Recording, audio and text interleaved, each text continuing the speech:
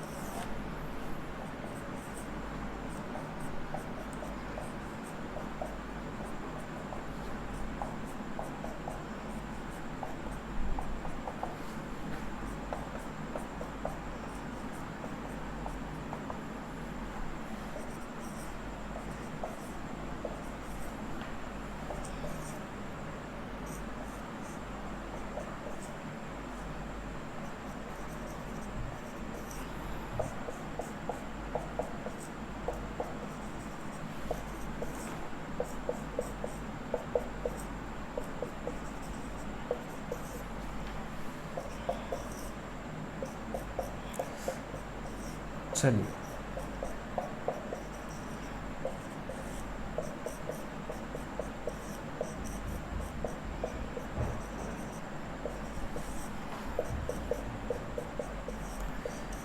Mechanism एक बार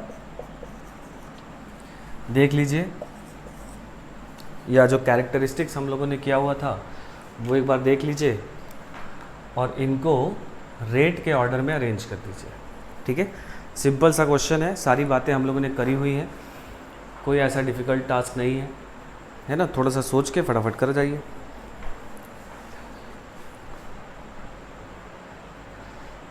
हो गया होगा, है ना। देखो, तो कुछ क्वेश्चंस में हो सकता है गलत हुआ हो, बाकी मोस्टली आपने सही किया होगा ना। एक बार देखते हैं, जैसे इसमें अगर हम लोग बात करें तो इसमें सभी में लिविंग ग्रुप सेम है। अच्छा, इसमें या तो यहाँ पर बीटा एच है।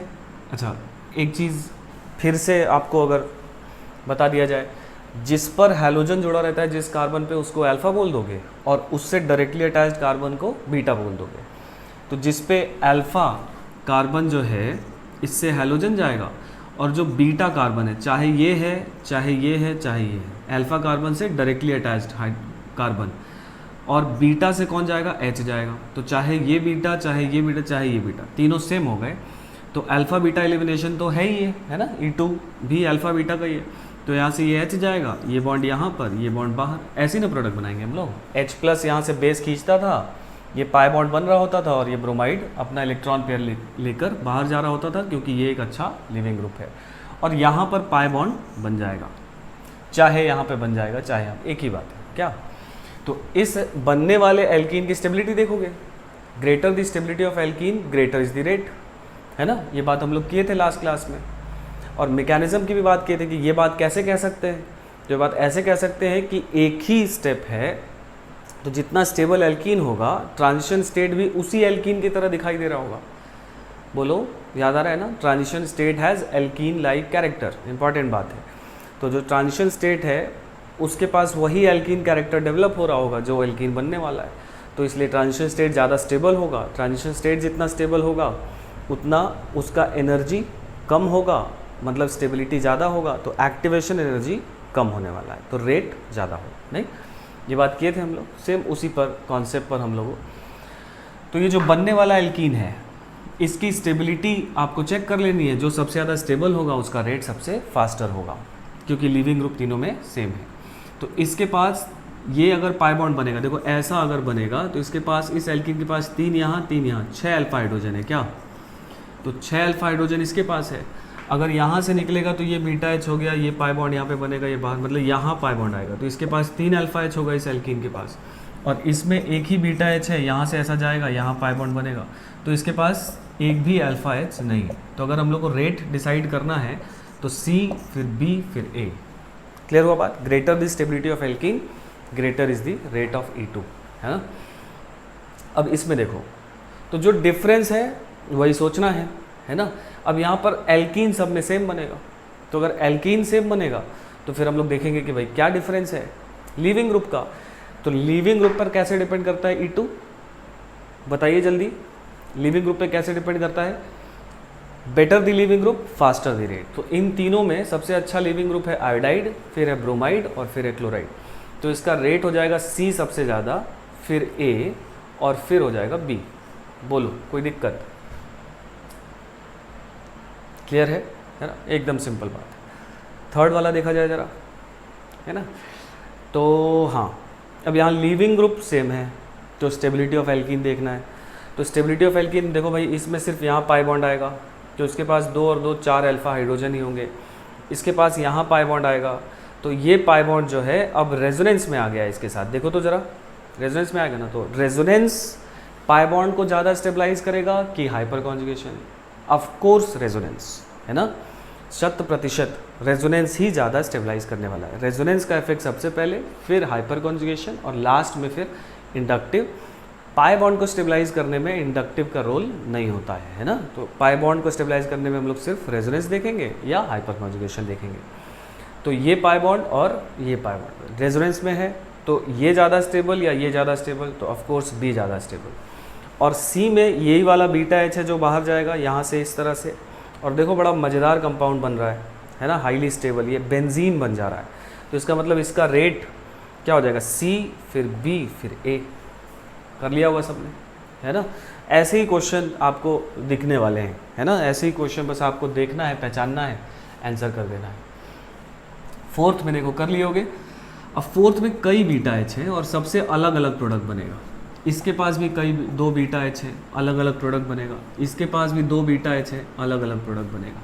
क्या आ रही बात समझ में। तो अब जब एक से ज़्यादा एल्कीन पॉसिबल है इन तीनों स्ट्रक्चर में, है ना, इसमें एक यहाँ बन सकता है, एक यहाँ बन सकता है, इधर बनेगा, देखो बता दूँ, एक यहाँ बन सकता है और एक यहाँ बन सकता है, ये दोनों सेम होंगे, तो एक यहाँ हो गया और एक ये वाला हो गया, क्योंकि अगर ये अल्फ़ा कार्बन है तो ये बीटा है और बीटा पे एक H है, और यहाँ पर भी ये बीटा है, यहाँ पर भी ये बीटा है, मतलब एक से ज़्यादा एल्कीन तीनों में बनते हुए दिखाई दे रहे हैं। तो अब इसमें दो सवाल हो गए। दो सवाल क्या हो गए, मतलब आप कंफ्यूज हो सकते हो, इसमें गलत बना सकते हो, इसको गलत कर सकते हो सब कुछ आते हुए भी। आप क्या करोगे कि एक का कम स्टेबल वाला और दूसरे का ज़्यादा स्टेबल वाला अगर आप कंपेयर कर दोगे तब तो आंसर आपका गलत आ सकता है। मतलब यहाँ पर एक ही क्वेश्चन में दो बात छुपी हुई है। एक तो आपको रेट, ठीक है, समझ में आ रही है बात, तो रेट पे आपको सोचना ही सोचना है। दूसरा आपको क्या बात सोचनी है, दूसरा ये सोचना है कि इसका मोस्ट स्टेबल एल्कीन बनाया जाए क्योंकि वही सबसे तेज बन रहा होगा। इसका मोस्ट स्टेबल बनाया जाए क्योंकि इसके सारे पॉसिबिलिटीज़ में वही सबसे तेज बन रहा होगा, और इसका मोस्ट स्टेबल बनाया जाए और तीनों के मोस्ट स्टेबल का रेट कंपेयर कर दिया जाए तो वही आंसर होने वाला है। क्योंकि अगर इसको E2 अंडरगो कराया जाए इस मॉलिक्यूल को, तो इसका मेजर कौन सा बनेगा, इसका मोस्ट स्टेबल वाला, ठीक है ना, बहुत सिंपल बात। तो मेरे हिसाब से ये वाला H अगर आप निकालोगे, है ना, यहाँ पर जो H है, अगर ये वाला H निकालेंगे तो ये बॉन्ड यहाँ बना के ये बनाएगा, ऐसा कुछ मॉलिक्यूल बनता हुआ दिखाई देगा जिसके पास ये पाई बॉन्ड यहाँ पर होगा और इसके पास 2, 2, 4, 2, 6, 2, 8 अल्फा हाइड्रोजन्स होंगे। नहीं, अगर आप यहाँ बनाते तो आपके पास 2, 2, 4 और एक 5 ही अल्फा हाइड्रोजन होता क्या? नहीं, तो इस वजह से ये वाला नहीं, ये वाले से कंपेयर करेंगे। इसमें मेरे हिसाब से यहाँ वाला जो पाई बॉन्ड आएगा इस बीटा H को निकाल के, वो ज़्यादा स्टेबल होगा। तो इसके पास 2 है ना, और इधर 2, 4 अल्फा हाइड्रोजन और एक अल्फा हाइड्रोजन यहाँ, इसके पास 5 अल्फा हाइड्रोजन होगा। अगर आप इधर पाई बॉन्ड बनाते तो इसके पास 2 और एक 3 ही अल्फा हाइड्रोजन होता।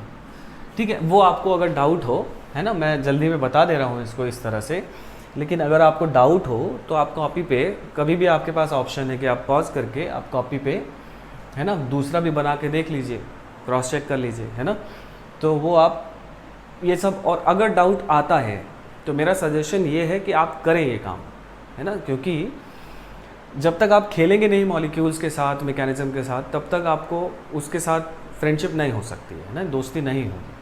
तो अगर आपको इसको बहुत अच्छे से समझना है तो आपको क्या करना होगा, आपको इसके साथ खेलना सीखना होगा, है ना, तो ये काम करिए। अब देखो ये, तो इसमें मेरे हिसाब से ये वाला एल्कीन ज़्यादा स्टेबल होगा, ये बीटा H निकल के, क्योंकि इसके पास 2 और 2 4 अल्फा हाइड्रोजन होगा। अगर यहाँ बना देंगे हम लोग तो इसके पास 1 और 2 यहाँ पर, मतलब 3 ही अल्फा हाइड्रोजन होगा, तो इसमें ये हो गया मोस्ट स्टेबल। तो अब आंसर आपके सामने है, सबसे ज़्यादा रेट A का होने वाला है, फिर B का होने वाला है, फिर C का होने वाला है, बेस्ड ऑन दी स्टेबिलिटी। ठीक है, उम्मीद करता हूँ कि कई लोग इसको बढ़िया से सेम लॉजिक के साथ सही सही बना दिए होंगे। हाँ भाई, अब 5th और 6th है ना, इसमें कई लोग चकमा खाए होंगे, ठीक है, लेकिन कई लोगों ने बाजी मार ली होगी। देखो ज़रा ध्यान से, देखो अब इसमें यहाँ है, यहाँ तो कोई बीटा H है ही नहीं, तो यहीं से ऐसा जाएगा, ये बॉन्ड बनेगा, यहाँ पाई बॉन्ड आएगा, जो पाई बॉन्ड इस कार्बोनिल के साथ रेजोनेंस में होने वाला है, नहीं मतलब रेजोनेंस स्टेबलाइज बन रहा है, और यहाँ पर भी ये बीटा H जाएगा, ये ऐसा जाएगा, यहाँ पाई बॉन्ड बनेगा, और ये भी ठीक यही कंपाउंड ही बन रहा है। मतलब ये दोनों एल्कीन सेम है और दोनों रेजोनेंस स्टेबलाइज्ड हैं। और लास्ट अगर हम लोग बात करें तो ये वाला अगर, तो इसमें पाई बॉन्ड यहाँ आएगा जो इसके साथ रेजोनेंस में नहीं है, इसके पास सिर्फ और सिर्फ 2 अल्फा हाइड्रोजन ही इसको स्टेबलाइज कर रहे हैं। तो एक बात तो क्लियर है कि A और B का रेट C से ज़्यादा होगा, इतना तो कर लिए होंगे। और A और B में बताओ, ये बात करी थी हम लोगों ने लास्ट क्लास में, है ना, इस पर थोड़ा सा हमने एम्फेसिस दिया था। अगर आप सोचे हो, B का रेट A के रेट से ज़्यादा होने वाला है। क्यों? क्योंकि हम लोगों ने बात की थी, अगर सब कुछ सेम हो और सेम एल्कीन बन रहा हो तो फिर acidic strength of beta H देखोगे, और जो H ज़्यादा एसिडिक होगा वो ज़्यादा तेज़ी से निकल सकता है, इसलिए इसका रेट ज़्यादा होगा, क्योंकि ये वाला H ज़्यादा एसिडिक है। कैसे पता है ज़्यादा एसिडिक है? क्योंकि ये कार्बोनिल के ज़्यादा पास है, तो इस पर पार्शियल पॉजिटिव चार्ज ज़्यादा होगा। या अगर एसिडिक H ही कंपेयर करना है तो इस H+ को बाहर कर देंगे, यहाँ नेगेटिव आएगा, और ये नेगेटिव इस कार्बोनिल के साथ रेजोनेंस में होगा। है ना, greater the stability of conjugate base greater is the acidic strength, है ना। तो ऐसे भी देख सकते हो, और इस वाले H में रेजोनेंस नहीं होगा। क्लियर है ना बात। तो इसलिए इसका आंसर B, फिर A और फिर C। क्या ये एक पलटने वाला क्वेश्चन है, ठीक है। इस तरह का क्वेश्चन अक्सर लोग गलत कर देते हैं, ठीक है, लेकिन आप नहीं करेंगे। 6 वाले में देखो सेम लॉजिक है, इसमें भी ये बीटा एच है, ये अगर पाई बॉन्ड बनेगा जो बेंजीन के साथ रेजोनेंस में जाएगा। इसमें भी ये बीटा एच है, ये पाई बॉन्ड बनेगा यहाँ पर जो बेंजीन के साथ रेजोनेंस में जाएगा। इसमें यहाँ पर दोनों मिथाइल जोड़ दिया है, मतलब यहाँ पे बीटा एच नहीं है, तो इस बार यहाँ वाला ही बाहर जाएगा, यहाँ पाई बॉन्ड बनेगा जिसके पास सिर्फ 2 अल्फा हाइड्रोजन होंगे। तो इसमें और इसमें इसका रेट ज़्यादा होगा, क्योंकि इस H का एसिडिक स्ट्रेंथ ज़्यादा है, क्योंकि जब ये आप H+ बाहर करेंगे, जब यहाँ पे नेगेटिव आएगा इस कार्बन पे, तो ये बेंजीन के कॉन्जुगेशन में है, इसलिए ये वाला H इस वाले H से ज़्यादा एसिडिक है। तो यहाँ पर भी आंसर हो जाएगा B, देन A, फिर C। क्यों भाई, समझ में आई ना बात। तो बहुत सिंपल सा कॉन्सेप्ट है ना। इस तरह से हम लोग इसको सोचते हैं। चलिए थोड़ा सा आगे बढ़ा जाए। अब ये सबका आंसर नोट कर लीजिए।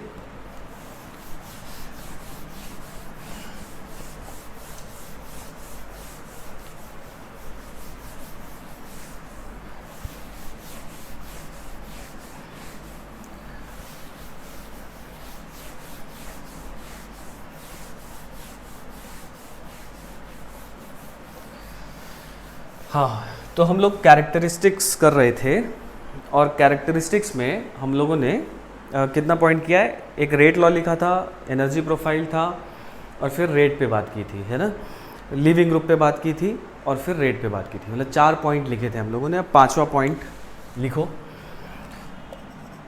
कैरेक्टरिस्टिक्स में ही नेक्स्ट पॉइंट, ठीक है। लिखिए,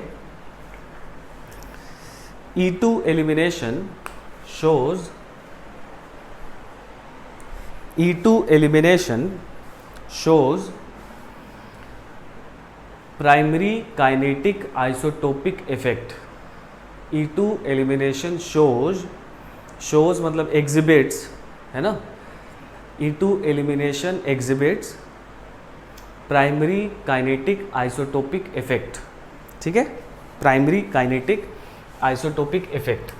जरा मैं समझा दूं कि अब क्या काइनेटिक आइसोटोपिक इफेक्ट है ना।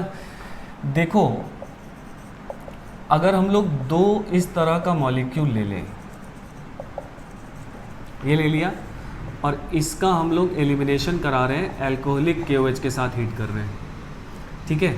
तो ये H जाएगा, ये बॉन्ड यहाँ बनेगा, ब्रोमाइड बाहर जाएगा, चाहे ये H जाए चाहे, एक ही बात है। तो यहाँ पर बन जाएगा CH3, CH double bond CH2, क्या ऐसा बनेगा। और मान लो अगर हम लोगों ने एक ऐसा कंपाउंड ले लिया, CH2Br, और हम लोग ने अल्कोहलिक KOH के साथ हीट कर रहे हैं, ठीक है। तो यहाँ पर इस बार बीटा पर H नहीं है, कौन है, उसका आइसोटोप है, दैट इज D। तो ये हो गया आइसोटोपिक इफेक्ट, है ना। आइसोटोपिक इफेक्ट मतलब इस बार D+ जाएगा, ये बॉन्ड यहाँ बनेगा, ये बाहर जाएगा, और बन जाएगा CH3 CD double bond CH2। अगर मान लीजिए ये रेट R1 से जाता है ये रिएक्शन, और ये रेट R2 से जाता है, हम लोगों ने क्या किया है, जितना कॉन्सेंट्रेशन यहाँ पर बेस का लिया है उतना ही कॉन्सेंट्रेशन यहाँ पे लिया है, जो इसका कॉन्सेंट्रेशन है वही इसका कॉन्सेंट्रेशन है, हमने कोई चेंज नहीं किया है। जितना टेम्परेचर यहाँ लिया है उतना ही टेम्परेचर यहाँ लिया है, मतलब all the experimental conditions are exactly same, just the molecules are different, ठीक है। तो इस केस में ज़रा सोच के बताओ कि किसका रेट ज़्यादा होने वाला है ना। इसमें रेट किसका ज़्यादा होगा, R1 ज़्यादा होगा R2 से, और ये भी आपको पता है कि क्यों ज़्यादा होगा, क्योंकि भाई C और D bond energy is stronger than CH bond energy, है ना, because since CD bond energy is stronger than CH bond energy. ये बात तो हम लोग जानते ही हैं।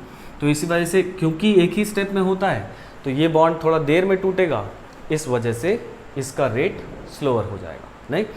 और जो एक्सपेरिमेंटल डेटा देखा गया है यहाँ पर, वो देखा गया है कि R1/R2 या हम लोग लिख सकते हैं K1/K2। K1 K2 क्या है, रेट कॉन्स्टेंट्स है ना। आपको क्वेश्चन में R1/R2 भी लिख के आ सकता है या K1/K2 भी लिख के आ सकता है, दोनों का मतलब क्या है, सेम है, क्योंकि हमने सारे जो एक्सपेरिमेंटल कंडीशंस है वो सेम रख दिए हैं, मतलब concentration of this and this are same, तो रेट इज़ ओनली, है ना, बाकी सारे टर्म्स कैंसिल हो जाएंगे और K1/K2 ही R1/R2 का जो रेशियो है वो आएगा। और एक्सपेरिमेंटल ये जो वैल्यू है ये देखी गई है 7.1, और ये फैक्ट आपसे नहीं पूछा जाएगा, जस्ट एक अंदाज़ा आपको दिया जा रहा है कि ये वाला रिएक्शन इसके 7 गुना ज़्यादा तेज़ी से चलने वाला है ना। तो इसको बोलते हैं हम लोग काइनेटिक आइसोटोपिक इफेक्ट, समझ गए। काइनेटिक आइसोटोपिक इफेक्ट मतलब अगर आइसोटोप से चेंज कर दिया जाए किसी एलिमेंट को, है ना, तो काइनेटिक्स पर क्या फ़र्क पड़ेगा, काइनेटिक्स मतलब रेट पर क्या फ़र्क पड़ेगा, ठीक है। एक और चीज़ मैंने लिखवा दी है पहले, प्राइमरी काइनेटिक आइसोटोपिक इफेक्ट।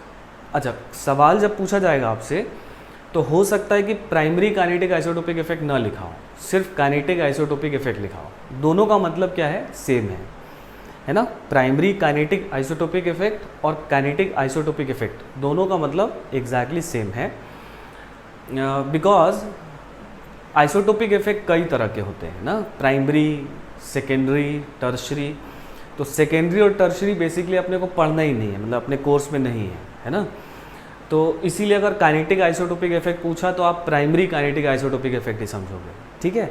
और ये भी समझ लो कि प्राइमरी काइनेटिक आइसोटोपिक इफेक्ट और सेकेंडरी काइनेटिक आइसोटोपिक इफेक्ट क्या है ना। मतलब प्राइमरी मतलब जिस आइसोटोप, जिस एटम पर रिएक्शन हो रहा है, जिस एलिमेंट पर एक्चुअली अटैक हो रहा है, उसको अगर हम लोग आइसोटोप से चेंज कर दें तो उसको बोलेंगे हम लोग प्राइमरी काइनेटिक आइसोटोपिक इफेक्ट, ठीक है। जैसे यहाँ पर इसी H पर अटैक हो रहा था बेस का, अगर हमने उसी को D से रिप्लेस कर दिया तो इसको बोल दिया गया प्राइमरी काइनेटिक आइसोटोपिक इफेक्ट, ठीक है। लेकिन अगर इस पर अटैक हो रहा है और मैं यहाँ से H हटाकर D लगा देता, मतलब ये एक में यहाँ H रखता और एक में यहाँ D रखता, बाकी सारी चीज़ें सेम होती, तब उसको क्या बोलते, सेकेंडरी काइनेटिक आइसोटोपिक इफेक्ट। तो वो अपने परव्यू से बाहर की बात है ना, उसमें कई और फैक्टर्स आ जाते हैं, तो इस वजह से वो वाली बात हम लोग नहीं करते हैं, ठीक है। तो कुल मिलाकर जो मैं बात कहना चाह रहा हूँ वो आप तक पहुँच गई है कि kinetic isotopic effect and primary kinetic isotopic effect for us are exactly same, अपने लिए दोनों बातें सेम है, ठीक है। तो अब ये जो है इस पर भी सवाल बन सकता है, जैसे मान लीजिए अगर कहीं ऐसा क्वेश्चन आ जाए CH3CHD CH2Br और इसका रिएक्शन करा दिया है आपको लेटर से NaNH2 से हीट, ठीक है, और आपसे पूछ रहा है कि बताओ मेजर प्रोडक्ट क्या बनेगा। बना लेंगे, D नहीं निकलेगा, H निकलेगा, क्योंकि H तेज़ी से निकलेगा, है ना। D भी निकलेगा, लेकिन जितनी देर में एक D निकलेगा उतनी देर में 7 H निकल जाएंगे, क्योंकि रेट फैक्टर ऐसा है ना। तो जो ज़्यादा निकलेगा वो ज़्यादा बनेगा। तो यहाँ पर जो मेजर प्रोडक्ट अपने पास हो जाएगा वो हो जाएगा CH3CD डबल बॉन्ड CH2। बोलो तो समझ गए, एक ऐसा क्वेश्चन बन सकता है, कर लेंगे अभी। एक दूसरा क्वेश्चन बन सकता है रेट पर। देखो ये बढ़िया सवाल है, Cl(A) bromine B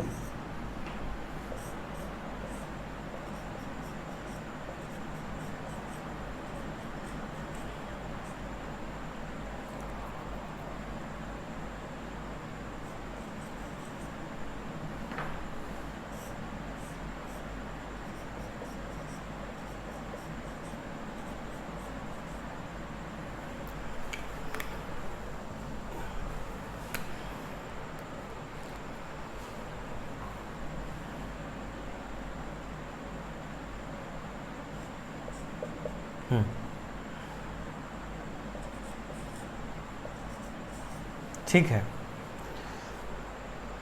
I hope ये आ रहा होगा, ठीक है। चलो देखा जाए, तो ये क्वेश्चन ज़रा ट्राई करिए, तो है ना, पॉज करके इसको ट्राई करिए।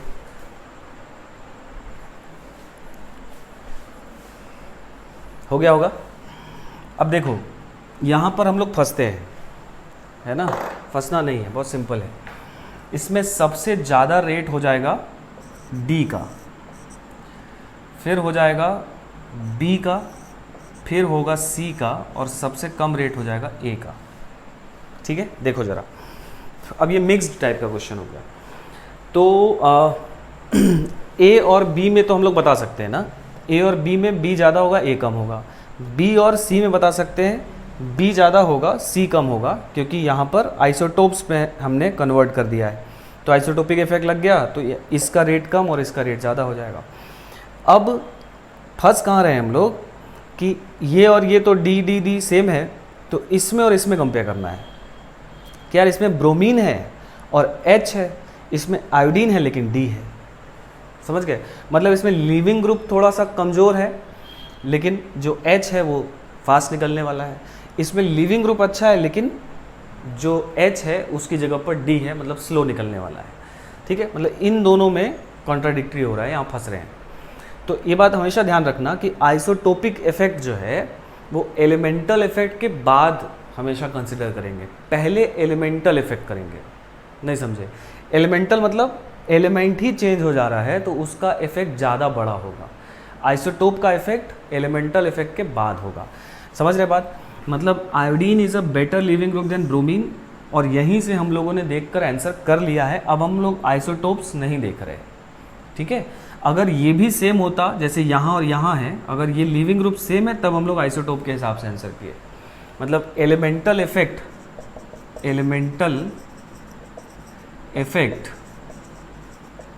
है ना, इज हैविंग मोर प्रायोरिटी, ज़्यादा प्रायोरिटी है ओवर किसके, आइसोटोपिक इफेक्ट। समझे बात। और एलिमेंटल इफेक्ट को डिफाइन करने की बात नहीं है, एलिमेंटल इफेक्ट मतलब एलिमेंट ही चेंज हो जा रहा है ना, तो एलिमेंटल इफेक्ट हमेशा पहले देखेंगे और उसके बाद आइसोटोपिक इफेक्ट देखेंगे। ठीक है, चलिए, तो ये बात समझ में आ गई है ना, काइनेटिक आइसोटोपिक इफेक्ट क्या होता है और कैसे वैरी करेगा। अब आ जाओ, ये नोट कर लीजिएगा सब लोग भाई।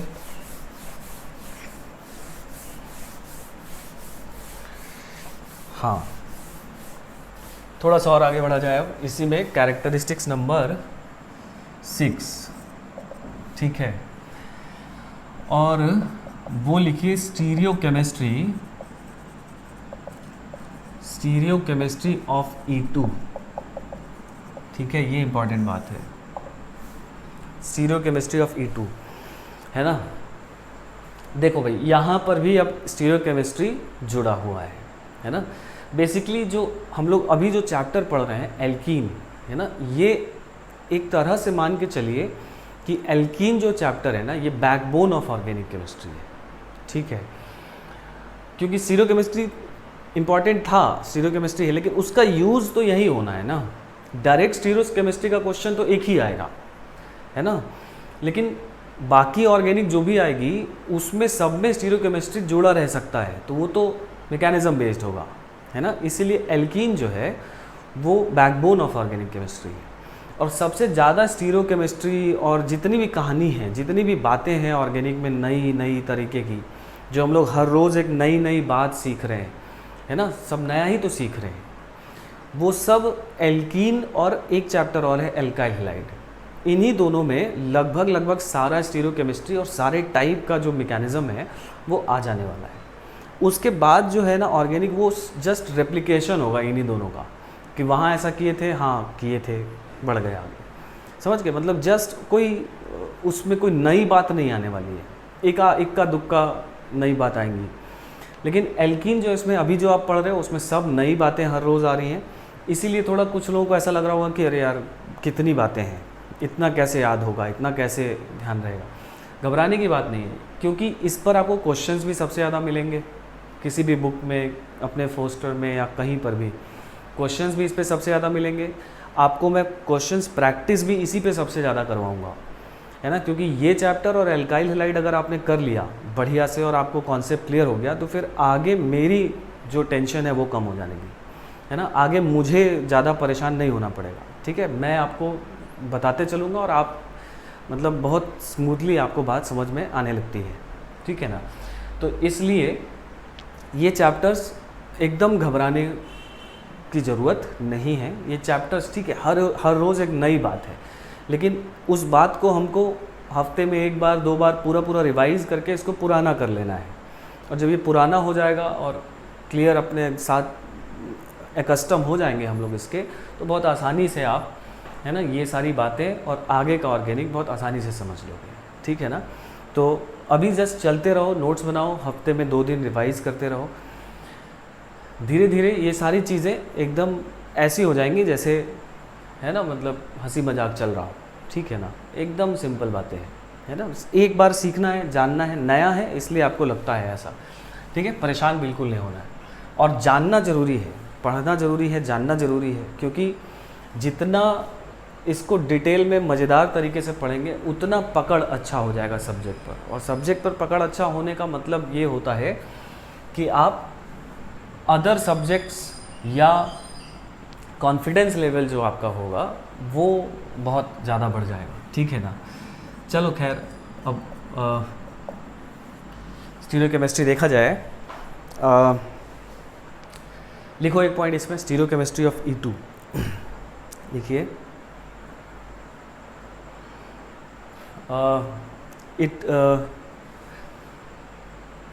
Stereochemistry of E2 is anti-coplanar, is anti-coplanar, है ना, या इसी को कभी कदार एंटी पेरीप्लेनर भी बोला जाता है। दोनों का मतलब एग्जैक्टली सेम है। Stereochemistry of E2 is anti coplanar या एंटी पेरीप्लेनर। थोड़ा ये बात मैं समझाता हूँ आपको, what is anti coplanar and anti periplanar. ये बताना ये चाह रहा है कि E2 मैकेनिज़्म उसी मॉलिक्यूल में पॉसिबल है जहाँ पर जो बीटा H है और जो अल्फ़ा पर जो लीविंग ग्रुप है वो एक दूसरे के एंटी कोप्लेनर कॉन्फ़िगरेशन या कॉन्फर्मेशन में रहें, है ना, एंटी कोप्लेनर कॉन्फर्मेशन में रहें। ज़रा समझिए, जैसे मान लो एक मॉलिक्यूल हमने ले लिया, यहाँ पर एक H है और यहाँ पर एक ब्रोमीन है, और मान लो कि यहाँ पर एक ऐसा A जुड़ा है और यहाँ पर B जुड़ा है, टेट्राहेड्रल होगा ना। तो ये दोनों बॉन्ड, एक ये बॉन्ड और एक ये बॉन्ड प्लेन पर हो गए, तो ये और ये अब और बिलो प्लेन हो गए। उसी तरह से अगर हम लोग यहाँ पे बनाएं तो एक A मान लो ऐसा बना दिया और B ऐसा हो गया। कुछ भी हो सकता था, है ना, ज़रूरी नहीं कि A यहीं है B वहाँ है, A पीछे B आगे भी हो सकता था। मतलब जो भी मॉलिक्यूल दिया होगा उसका एक कॉन्फ़िगरेशन है, ठीक है। और ये A और B दोनों अलग अलग ग्रुप भी हो सकते थे, सेम भी ग्रुप हो सकते थे, किसी भी तरह के हो सकते थे, ठीक है। एक एग्जाम्पल लेकर हम लोग समझ रहे हैं। तो इस मॉलिक्यूल में E2 होने के लिए इस मॉलिक्यूल को जो ये अल्फ़ा पोजीशन पे ब्रोमीन है लीविंग ग्रुप और जो बीटा पोजीशन पर H है, इनको एंटी होना चाहिए। एंटी मतलब एक जा रहा है ऊपर तो दूसरा जा रहा है नीचे, देखो ध्यान से, है ना। H ऊपर की तरफ जा रहा है और ब्रोमीन नीचे की तरफ जा रहा है, तो इन दोनों का जो इंक्लिनेशन है, इन लोग का जो डायरेक्शन है वो क्या है, एंटी। और साथ ही साथ इनको क्या होना चाहिए, कोप्लेनर होना चाहिए। कोप्लेनर मतलब एक प्लेन पर, है ना। तो ये बोर्ड के प्लेन पर है क्या, ये दोनों, ये कार्बन ब्रोमीन बॉन्ड और ये कार्बन हाइड्रोजन बॉन्ड दोनों बोर्ड के प्लेन पर है ना, क्योंकि ये इस लाइन से बनाया गया है। ये बोर्ड के प्लेन से बाहर आ रहा है, ये बोर्ड के प्लेन से अंदर जा रहा है। तो ये वाला किस और ये वाला किस प्लेन में हुआ, बोर्ड के प्लेन पर। और ये वाला किस प्लेन में हुआ, ये भी बोर्ड प्लेन पर हुआ। ये बाहर आ रहा है, ये वाला अंदर जा रहा है, ठीक है। तो इसको बोलते हैं एंटी कोप्लेनर, ठीक है। अब ऐसा क्यों होना चाहिए ये मैं आपको समझाता हूँ। देखो भाई, पहले मैं आपको बात करता हूँ कि कोप्लेनर क्यों होना चाहिए। कोप्लेनर क्यों होना चाहिए, ज़रा देखो। E2 मैकेनिज़्म अगर हम लोग याद करें तो यहाँ पर होता क्या था कि एक ही स्टेप में होता था, बेस यहाँ से H+ निकाल रहा होता था, ये वाला बॉन्ड इधर आ रहा होता था और यहाँ से ब्रोमीन अपना इलेक्ट्रॉन पेयर लेकर बाहर जा रहा होता था। मतलब यहाँ पर पाई बॉन्ड डेवलप, एक ही स्टेप में पाई बॉन्ड डेवलप होने लगता था, ठीक है। तो पाई बॉन्ड डेवलप होने के लिए ज़रा एक चीज़ समझो, मतलब जब ये H निकल रहा है यहाँ से, यहाँ पे मैं क्या बनाऊँ, A बाहर और B अंदर ना, और यहाँ पर भी A बाहर B अंदर था, और यहाँ से जब ब्रोमीन निकल रहा है तो उस समय यहाँ पाई बॉन्ड आ रहा है। उसी समय आता था कि ये निकल रहा है, ये भी निकल रहा है, और उस समय यहाँ पे पाई बॉन्ड डेवलप होता था। अब पाई बॉन्ड कैसे बनता है? पाई बॉन्ड p ऑर्बिटल से बनता है। और p ऑर्बिटल से कैसे बनता है? तो जब एक एटम का कोई p ऑर्बिटल दूसरे एटम के p ऑर्बिटल, ये दोनों पैरेलल हों, एक प्लेन पर हों, तभी ना पाई बॉन्ड बनता है। तो यहाँ पे पाई बॉन्ड बनने का मतलब कि यहाँ से जब ये निकल रहा होगा तो इस कार्बन पर एक p ऑर्बिटल डेवलप होना शुरू हो रहा होगा। भाई इसके साथ इसको पाई बॉन्ड तो बनाना ही है, और जब ये H+ निकल रहा होगा तो इस कार्बन पर भी एक p ऑर्बिटल डेवलप होने लगा होगा। और ये जो दो p ऑर्बिटल डेवलप हो रहे होंगे ट्रांजिशन स्टेट में, ये p ऑर्बिटल आपस में एक दूसरे के साथ पाई बॉन्ड बनाना स्टार्ट कर चुके होंगे। मतलब H, देखो अब ध्यान से, है ना, ये मैं जो समझा रहा हूँ, H यहाँ से ऐसे निकल रहा है तो p ऑर्बिटल ऐसा डेवलप हो रहा है, ठीक है, बोर्ड के प्लेन पर ही, क्योंकि H किस प्लेन पे था? बोर्ड के प्लेन पे। अब देखो इधर लीविंग ग्रुप ऐसे निकल रहा है, वो भी बोर्ड के प्लेन पे था, तो लीविंग ग्रुप जब निकल रहा है तो उसका भी p ऑर्बिटल ऐसे डेवलप होगा। तो H का भी p ऑर्बिटल ऐसे डेवलप हुआ और ब्रोमीन का भी p ऑर्बिटल ऐसे डेवलप हुआ। दोनों का p ऑर्बिटल, क्योंकि दोनों बोर्ड के प्लेन पे थे, तो दोनों, है ना, पैरेलल डेवलप होंगे, और तभी इन दोनों के बीच में पाई बॉन्ड बन सकता है, क्योंकि दोनों का p ऑर्बिटल क्या होना चाहिए? पैरेलल होना चाहिए। अगर मान लीजिए ये H इधर ना होकर ये H इधर होता आपकी तरफ, मतलब इस बॉन्ड पर H होता और ब्रोमीन जहाँ है वहीं रहता, है ना, तो H इधर से निकलता तो इसका p ऑर्बिटल ऐसे डेवलप होता, और ब्रोमीन ऐसे निकलता तो ब्रोमीन तो बोर्ड के प्लेन पर है अभी भी, तो ब्रोमीन का p ऑर्बिटल ऐसे डेवलप होता और H का p ऑर्बिटल ऐसे डेवलप होता, तो दोनों परपेंडिकुलर होते, बॉन्ड बनने के चांसेस नहीं होते। इसीलिए इनको कोप्लेनर होना मस्ट है, तभी जो H है और जो लीविंग ग्रुप है दे शुड बी कोप्लेनर। ठीक है। एक चीज़ और, अगर मैं, एक तो ये तरीके से कुछ लोग को समझ में आ गया होगा, अगर मैं इसका न्यूमन बना के समझाऊँ आपको तो भी कुछ लोग को समझ में, जिनको उससे थोड़ा सा तकलीफ़ हो रही है उनको ऐसे समझ में आ जाएगा। इसके दो तरीके हैं समझने के, ठीक है भाई। ऐसा है, इसको हम लोग न्यूमन बना रहे हैं, इधर से देख रहे हैं तो H ऊपर होगा, A बाहर की तरफ होगा, B अंदर की तरफ होगा, देख रहे हो, H ऊपर, A बाहर, B अंदर, है ना। और ब्रोमीन नीचे की तरफ है, A बाहर है तो बाहर हो गया और B अंदर है तो अंदर हो गया, दिख रहा है ना। न्यूमन बनाना सीखे थे हम लोग। तो यहाँ पर क्या हो रहा है कि यहाँ से H+ निकल रहा है तो इसके पास ऐसा एक p ऑर्बिटल आगे वाले कार्बन पे डेवलप हो रहा है, और पीछे से ब्रोमीन निकल रहा है तो पीछे से ब्रोमीन के पास भी कुछ ऐसा p ऑर्बिटल बनता दिखाई दे रहा है अपने को, बोलो तो ज़रा। दोनों के पास p ऑर्बिटल एकदम, क्योंकि ऐसा ही है, एक प्लेन पर है, H ये कार्बन, पीछे वाला कार्बन, ये ब्रोमीन एक प्लेन से लाई कर रहा है ना। तो इस वजह से इनके p ऑर्बिटल भी एकदम एक प्लेन पर लाई करेंगे, तो इन दोनों के बीच में पाई बॉन्ड बनने का चांसेस होगा।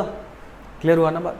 तो ऐसे समझ लो चाहे ऐसे समझ लो, बात घूम फिर के ये है कि इनको क्या होना चाहिए, प्लेनर होना चाहिए, ठीक है। अब अगर हम लोग बात करें कि इसको एंटी क्यों होना चाहिए, H और लीविंग ग्रुप को एंटी क्यों होना चाहिए, तो एंटी इसलिए होना चाहिए कि देखो ऐसा तो नहीं है कि ये जो H है इसको बेस जो है इस पे पार्शियल पॉजिटिव है, तो बेस हमेशा बहुत आराम से चुपके से इधर से ही आएगा और H+ को लेकर भाग देगा, ऐसा तो नहीं होगा, है ना। क्या होगा, या इसको क्योंकि इस पे पार्शियल पॉजिटिव है तो इसको बहुत सारे बेस चारों तरफ से घेर रहे होंगे, बोलो भाई, बहुत सारे बेस, कोई भी कहीं से भी खींच रहा होगा, है ना, ये बात हो रही होगी इस मॉलिक्यूल में। और क्योंकि ब्रोमीन इलेक्ट्रोनेगेटिव एटम है तो इस पर पार्शियल नेगेटिव होगा, और ये जब निकलता है तो ब्रोमाइड बनकर निकलता है, मतलब नेगेटिव चार्ज जैसे जैसे निकलेगा वैसे वैसे इस पर नेगेटिव चार्ज और ज़्यादा होंगे। और अगर यहाँ पर बेसेस हैं तो बेसेस एल्कोहलिक KOH- या NNH2-, उन सब बेसेस पर भी कैसा चार्जेस होगा, नेगेटिव होगा। तो अगर ये एंटी है तो ये जो बेस इस H+ को खींच रहे हैं और ये जो निकल रहा है इसमें कोई भी हिंड्रेंस नहीं है, मतलब ना बेस लीविंग ग्रुप को निकलने में दिक्कत कर रहा है और ना लीविंग ग्रुप बेस को H+ निकालने में दिक्कत कर रहा है ना, क्योंकि दोनों अपोजिट डायरेक्शन में हो रहे हैं मॉलिक्यूल के। अब इमेजिन करिए कि ब्रोमीन जो है वो इधर ना होकर ब्रोमीन इधर होता, मतलब मैं इस वाले इसको फिक्स रख के इसको 180 डिग्री घुमा देता तो ब्रोमीन इधर से इधर आ जाता। तो अब ब्रोमीन पे पार्शियल निगेटिव होता है यहाँ पर, बोलो, और बेस और ब्रोमीन का पार्शियल निगेटिव क्या होते, रिपल्शन होता। तो बेस चारों तरफ से इस H+ को खींचना चाह रहे होते, लेकिन ब्रोमीन का पार्शियल निगेटिव उन बेसेस को दूर ढकेल रहा होता, क्योंकि निगेटिव निगेटिव रिपल्शन होता। दूसरा, अगर कोई इधर का बेस इस H+ को निकालना शुरू भी कर दिया होता तो भी यहाँ पाई बॉन्ड बनना शुरू हो जाता, क्योंकि अभी भी कोप्लेनर होता ब्रोमीन, नहीं इधर उल्टा ना होके इस तरफ होता तो भी तो कोप्लेनर होता। लेकिन जब जैसे जैसे ब्रोमीन निकलता उस पर निगेटिव चार्ज ज़्यादा एक्यूमुलेट होता, और ज़्यादा एक्यूमुलेट होगा तो इधर के जो बेसेस हैं वो क्या करते, ब्रोमीन को निकलने से सप्रेस करते, कि निगेटिव चार्ज पास में आ रहा है तो वो उल्टा उसको मॉलिक्यूल के अंदर ढकेलते कि नहीं भाई कहाँ निकल रहे हो, इधर हम लोग हैं। समझ रहे हैं ना बात। तो इस वजह से ये ब्रोमीन इधर होता अगर तो वो उतने आसानी से निकल नहीं पाता। तो इसी वजह से जो स्टीरियोकेमिस्ट्री E2 होने के लिए जो प्रॉपर स्टीरियोकेमिस्ट्री मॉलिक्यूल की होनी चाहिए, एल्काइल हैलाइड की होनी चाहिए, वो होनी चाहिए क्या, एंटी कोप्लेनर। समझ के बात ना। तो ये बढ़िया बात है। अब देखो, अगर प्रोडक्ट बनाना होगा, सर प्रोडक्ट क्या बनेगा, क्योंकि एक कार्बन पर A और B है। देखो, एक कार्बन पर A और B है, दूसरे कार्बन पर भी A और B है, ब्रोमीन और हाइड्रोजन निकल जाएगा, यहाँ पाई बॉन्ड आ जाएगा। मतलब सर यहाँ पे तो ज्योमेट्रिकल भी हो सकता है, हो ही सकता है, क्योंकि स्टीरियोकेमिस्ट्री इन्वॉल्व है। तो सिस बनेगा कि ट्रांस बनेगा, तो ज़रा देखो यहाँ पर, देखो क्या बनेगा, कैसे बनाएंगे हम लोग। अब इस स्ट्रक्चर को आप बना लीजिए ना, इस स्ट्रक्चर को पहले इतना आप बना लीजिए, है ना। जो एंटी कोप्लेनर का एक्सप्लेनेशन मैंने दिया है वो अपने लैंग्वेज में आप लिख लीजिए वीडियो पॉज करके, कि कैसे क्यों एंटी होना चाहिए, क्योंकि इतना महाभारत लिखवाने की ज़रूरत है नहीं, अंत पता है अपने को कि क्या होने वाला है, ठीक है ना।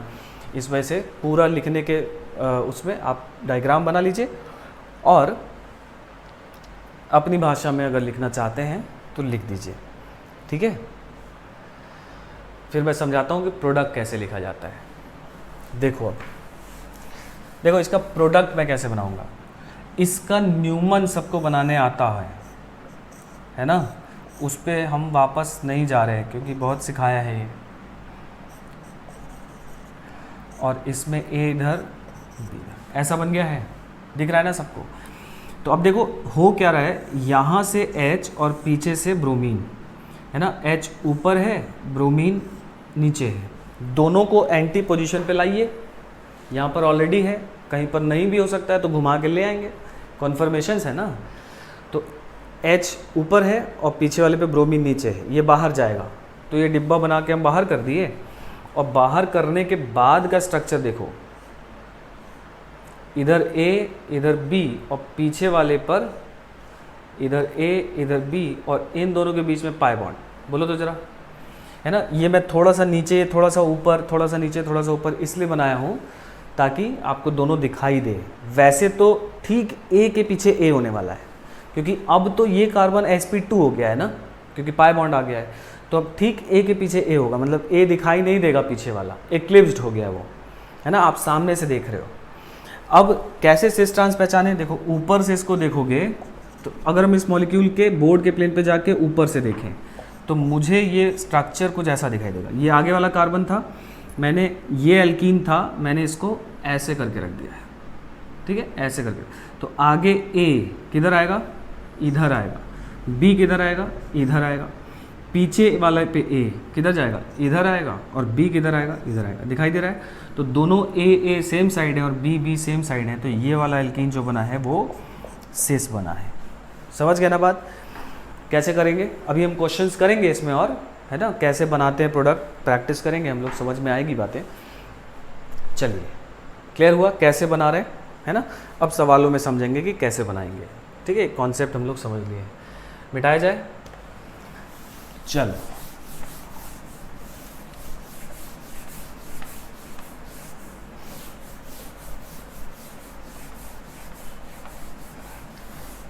तो अब एक बार क्या करिए, जितना हम लोग पढ़े हैं E2 में अभी तक प्रोडक्ट बनाने को लेकर जितनी बातें समझे हैं, मैकेनिज्म और चीज़ें, उसको एक बार रिवाइज करिए। हम लोग इस पर कुछ क्वेश्चंस किया जाए, ठीक है। Question, right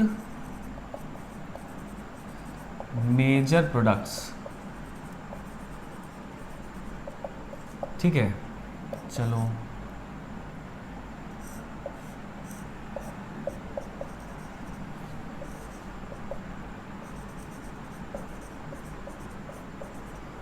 right major products,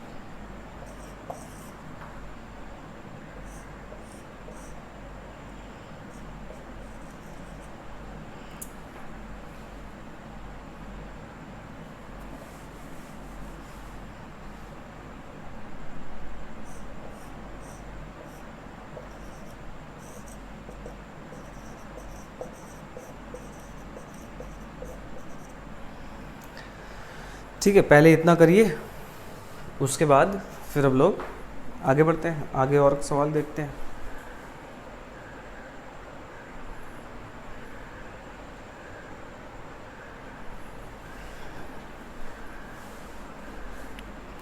हो गया होगा।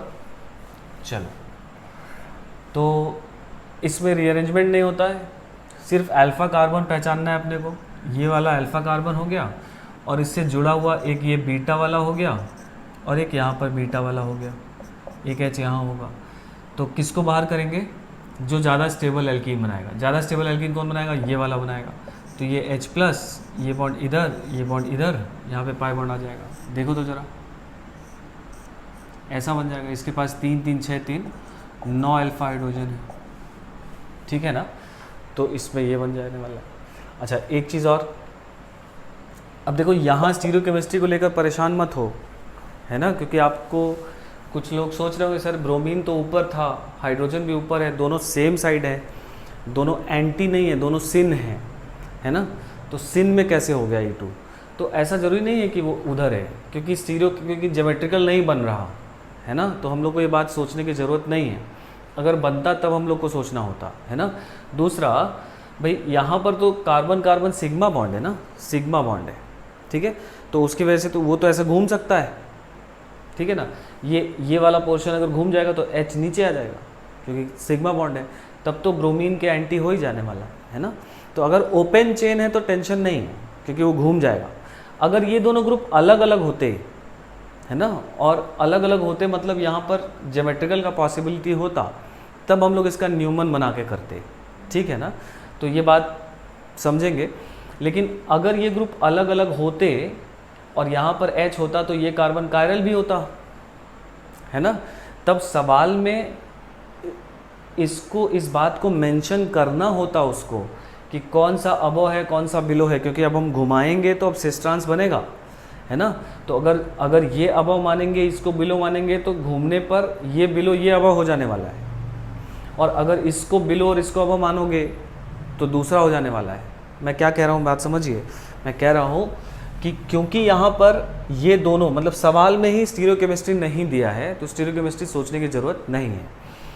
दूसरा, हम लोग क्यों स्टीरियोकेमिस्ट्री यानी सोच रहे हैं, क्योंकि ये दोनों ग्रुप सेम है और ज्योमेट्रिकल नहीं बन रहा है ना, क्योंकि ये दोनों सेम हो गया।